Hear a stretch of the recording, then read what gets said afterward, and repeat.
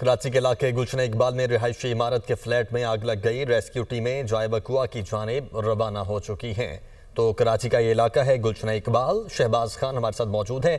शहबाज, बताएगा ये आग का वाक़या कब पेश आया, किस तरह से आग लगी, कुछ पता चल सका और इस वक्त क्या सूरत हाल है?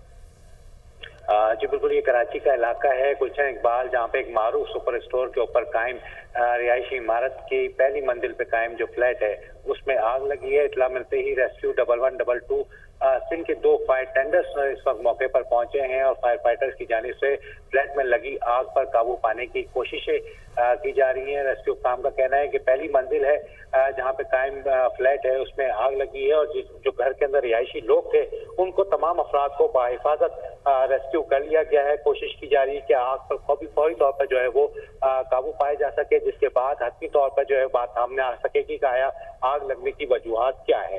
जी ठीक है, बहुत शुक्रिया आपका शहबाज खान।